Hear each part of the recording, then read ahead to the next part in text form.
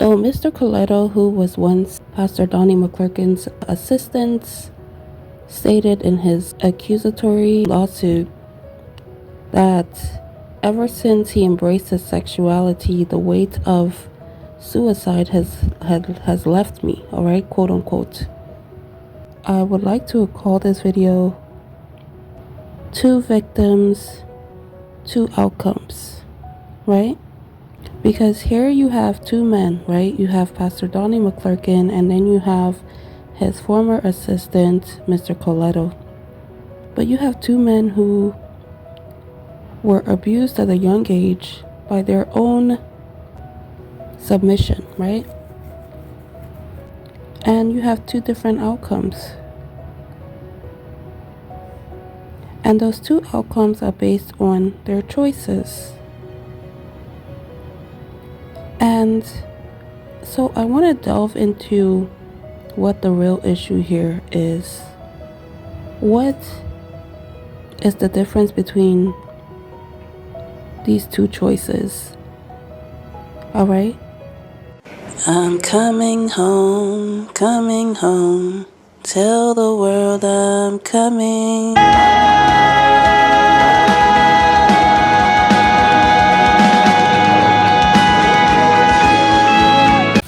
Hi guys. The lack of accountability and ownership of people's actions in these days and age is really worrying. This is the reason why you have people doing gender surgery as young as, maybe 9. Young kids they're not even in the puberty yet.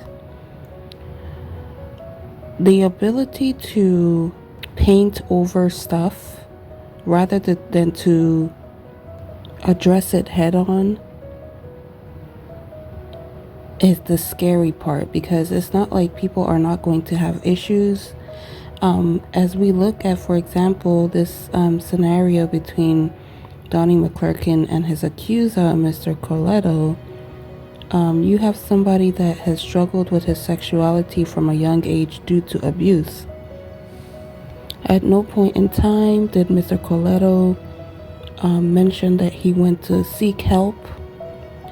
At no point in time has he addressed the people or the man who abused him. At no point in time has he tried to basically figure out what the real issue with him is, right? It's the same way as, let's look at it this way, right? You have people who grew up in environments where people were doing drugs around them, let's say cocaine, right? And let's say from a young age they were being given cocaine, right? Does it mean that they should grow up and continue doing cocaine? Since we all know that cocaine is a drug and is very destructive to our health and our mind and everything. No, right? Most people who have a brain and thinking faculties are going to go into drug rehab. They're going to go into different programs in order to get help over the addiction, right? So in the same way, it applies to this situation. Oh yes, it does. Because we all think that because it's a sexual related matter, then somehow it's different. It's not. Because here you have two men who were assaulted basically at a young age. They were unable to say no. They didn't even have the power to say so, and were basically forced into acts and things that caused them to become accustomed to evil things, and evil spirits and all types of thoughts, to the point where you have Mr. Coletto claiming that he has thoughts of suicide.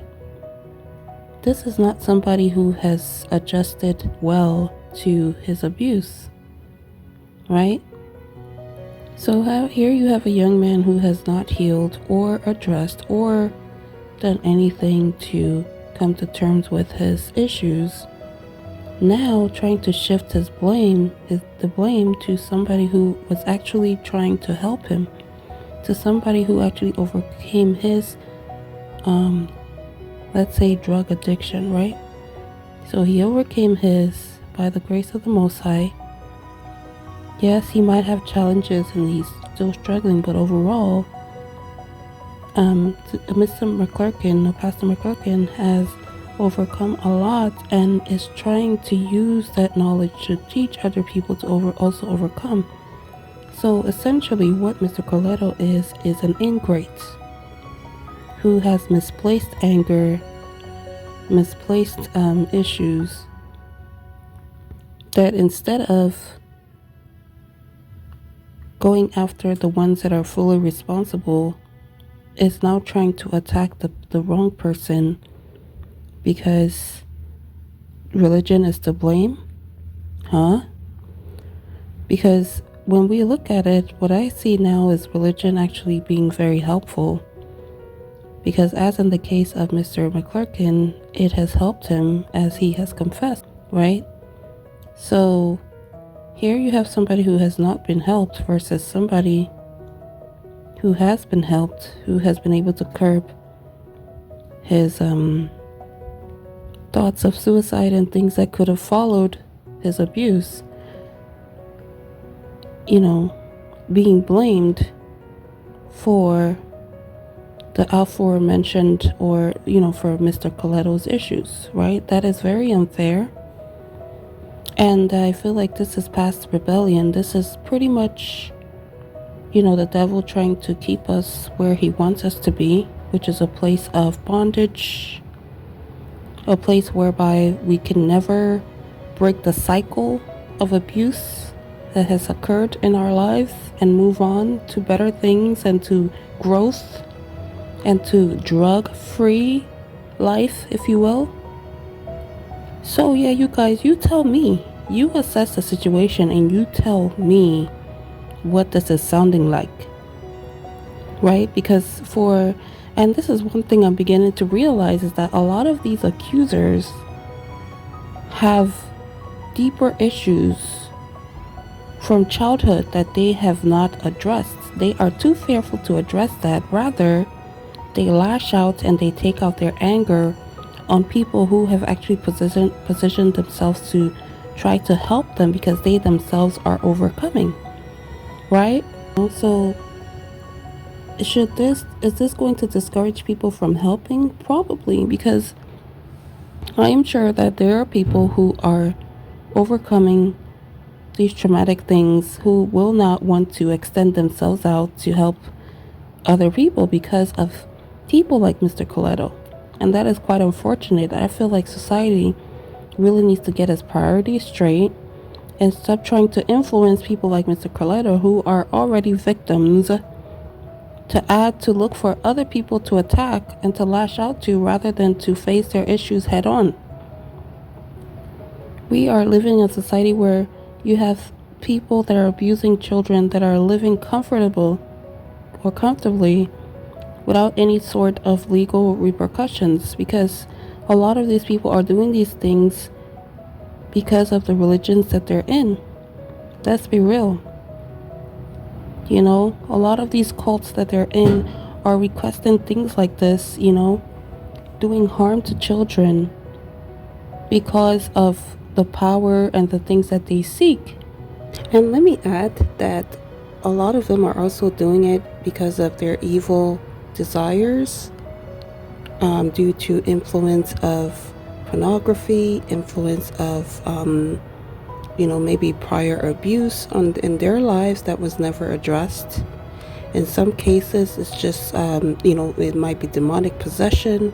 There are many different reasons, but ultimately there have been a lot of cases tied to demonic worship. That is very criminal, and these religions should not be permitted in society. Alright? So how about we face our issues head on? How about we actually fix the real root of the problem rather than taking Tylenol and taking all types of, suppressants on top of the damage, right? How about we deal with that? That's what I feel the real issue is. That is what I feel Mr. Corletto is truly angry about. I don't think his anger is really on the right person. It is misplaced. And I feel like if he would focus on what his real issue is, then he is going to find this freedom and he is going to overcome these thoughts of suicide. All right? I do not like ingrates. All right? But that's me.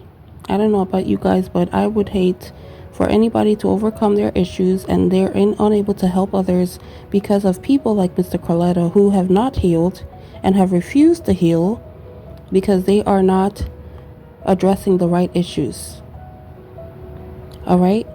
So apart from the money, apart from Satan attacking the children of the Most High and trying to discredit them, this, you guys, is the main issue. All right? So if y'all have any comments about this, please go ahead and leave your comments of your thoughts and what you think can be done to resolve this for Mr. Corletto, because I would love to see him as any other human being thrive and actually be the best that he can be, you know? So what do y'all think? Go ahead and leave a comment, all right? Thank you for watching. Please like, share, and subscribe.